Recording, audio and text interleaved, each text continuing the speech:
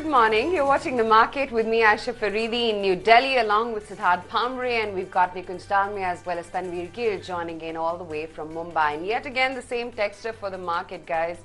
Continues to be just such a benchmark-driven story, while the broader markets, they continue to peter down. Having said that, if you do collate data, the markets have already shown you a return of about 6% in the month of January. So just 30 days and the rally continues unabated. Though today, it may look a little tempered because you've not got global support. So you've got the US dollar, which has shown a little bit of softness, as has been the case with crude as well.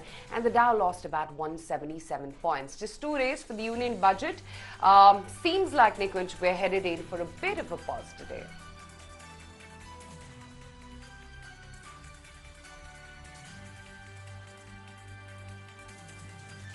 Just look at the market action this week. Or I would say, last 4 or 5 days, there is a lot of evidence that large cap stocks is where there is untamed momentum. That's where flows, and that's where I think the money is moving. And mid-cap stocks, they've started cracking. In fact, profit booking has really started in some of the small and mid-cap stocks, and the marquee stocks have also started correcting. I mean, in last couple of days when I made my so-called networking calls, the sense which I have got from some of the ultra HNI investors and some of the old-timers is that they've started booking profits from the mid-cap, from some of the mid-cap stocks, and they're shifting the money back into large cap stocks. Now, why are they doing that? That does not mean they have a bearish view, of the market. But the reason why they are moving money out of mid cap to large cap is because the general view is that we are on a cusp of an economic recovery. And typically when we are on a cusp of an economic recovery, large cap stocks, they tend to do well. A. B, the reason why large cap stocks they tend to do well is because large cap companies or mega cap companies have large capacities, unutilized capacity, and when the economy will turn and when the earnings will pick up, they would be able to take huge benefit of operating leverage. And I think that is also tying in with the broader view, Tanveer, that the market leadership is changed, and when typically the market leadership changes, you will actually see underperformance in mid-cap stocks, and large cap stocks will start moving higher. I mean, if you look at a classic case right now, Tata Steel, it is outperforming all other major mid-cap steel stocks. You look at Vedanta, it is outperforming other ferrous stocks. Why is this happening? Very simple. Mid-cap valuations were stretched, the market leadership is changing, and when you're changing the style and the basic approach of your portfolio, you will sell mid-cap stocks and revisit large cap stocks. Yeah, and that seems to be the case. That's the trend at play. I just want to quickly summarize the global picture this morning, and that retracement in the Dow Jones from record highs, one has to take that on board because you've had the 10-year treasury yield go past 2.7%. Now, we've been telling our viewers this time and time again, anything closer to the 3% mark is seen as a risk off in other asset classes, especially equities. In US Treasury bond yields, that mark being hit. So be mindful of that surge. Not that it's indicated that, the reversal will happen just as yet, but the market turned in yesterday's session, which is leading to Asian markets drifting lower, and most of Europe also trending a bit lower. So just have that at the back of your mind when you're looking at global cues this morning and the global backdrop within which we are stepping into trade, because that's going to be an important aspect to focus on in the next coming few sessions.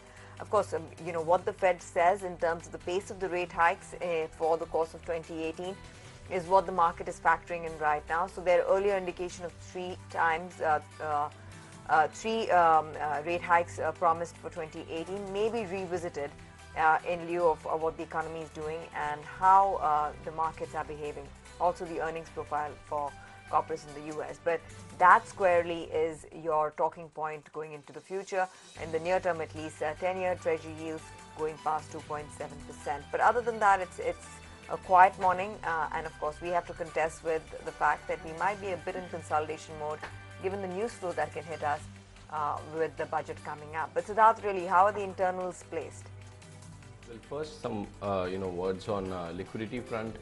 Crude oil has retraced from 70.5 to 69, and our markets and global markets are having direct correlation with crude. So if yes, US markets have corrected, so has crude a bit. We are also seeing, and Tanvir, I was talking to this dollar index point few days back, that 88 is a strong, or 88 may act as a strong support for dollar index, because in 2009 there were peaks which were made at 88 odd levels, and then again there was correction in dollar index. So it is a basic rule of technical analysis that previous resistances become supports. So it will be very interesting to see how dollar index behave around 88 odd levels.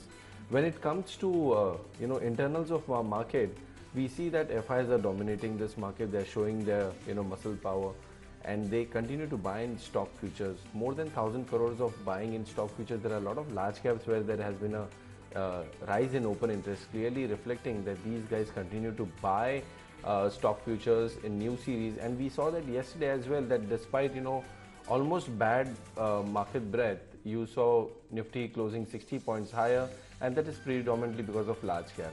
If you see implied volatility, it has moved to multi-year high, or I would say barring December 14, last time we have seen such implied volatility was many years back, 17.10, and that is predominantly because we are heading into an event, and hence event risk is getting captured into option pricing. 11,000 put is adding decent amount of open interest. What is bothering me in options data is we are not seeing higher strike price call option built up. When Jan series started and when market was at 10,500, we should talk that there is a significant build up happening in 10,800. So market may move above 300 points. But this time we are not seeing that kind of build up happening in calls, which is not giving us any a level to watch out for in Feb series as of now. You had stocks like Bharti, Dr. Reddy's, Lupin adding a lot of shorts. You had stocks like HDFC Limited, bellwether of this market, and Tata Steel adding longs. So large cap stocks doing well. DIs are not interested in buying, but FIs are buying. Global Qs are okay. I think we should be okay. And after yesterday's economic survey, which highlighted and pegged the FY 19 GDP projections at 7 to 7.5%, FY 18 stands at 6.75%, saying that on the fisc front, they're going to expect a pause in fiscal consolidation in FY 18. Also earmarking some warning signals, saying that the market rally in bond yields has been steeply high, need policy vigilance on the market rally as well. Also saying that economic management is going to be challenging next year. So in light of that, and as we come down to the big one, that's the union budget on Thursday, just a day away, you've got CLSA come out with their India strategy. And this is what they're saying, that this time's budget is going to be a tightrope walk between balancing the fisc as well as politics, and saying that the government needs to pump the prime economy before the 2019 polls. Tweaks in indirect taxes are unlikely, and the potential increase in the long-term capital gains tax on equities does remain a risk. And time again, be it Ramdeo Agarwal or for that matter Madhusudan Kela or Sameer Arora, who we've been chatting with in the past, have only marked this red flag that a long-term capital gains tax, at least in the near term, would bring about a knee-jerk reaction. Of course, the timeline of that has to be seen, whether it's going to be retrospective in nature or not, but that's something that most market men are keeping top on their radars this morning. Aside of that, earnings continue to pour in, and today you'll have IOC, AU Financials, GCPL and TVS, which you may want to keep on your radar. And also you've got SIS, Mahindra Logistics and Vaibhav Global, which also would be reacting to their earnings. But on that note, we're going to take a very quick break. When we come back, all about the trade setup this Tuesday morning. Lots of trading ideas coming your way.